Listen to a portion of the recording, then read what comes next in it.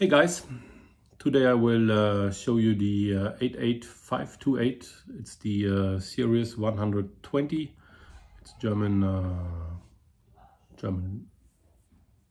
passenger train locomotive, and I got it 2 days ago. And today I will do the unboxing, the test drive, and so on. Yeah, we will see the 120.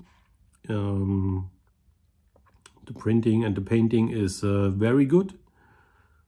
Something where Märklin is very good.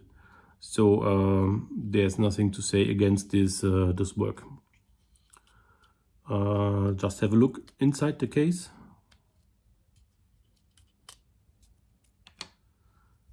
So you see the brushless motor inside, and you see the circuit board, and here's the switch from the power supply from the tracks to the catenary, and you see the lighting is done by LED. So it looks very good, and we will see how it runs. So now we are doing the test drive. It's just running from the German version of the video, so I didn't stop it and started again. I let it run, and it's running very smooth. The running conditions are okay. In the other direction, it looks like a little bit hard for those, not for them. I would see maybe there's a mechanics problem or something else. Maybe I have to put a little bit oil. I don't know, I just have to look. But in this way it's running good. And I will show you the other way. Now it's better than before. So that's okay. Now I will do the change of the circuit board. I will place the decoder inside, and then I can use it on my layout. And yeah, looks good.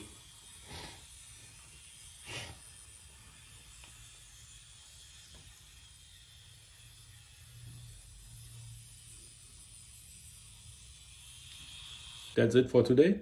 That was the unboxing video of the 120. I like this locomotive. Very good. Printing is good. Painting is good. And it looks very good. So I will do the digitalization of this engine, and then I will use it on my layout. So I'm sure you can see it in the next few days in a new running video, because, and now it comes. I'm not sure if you have seen the update on the turnouts.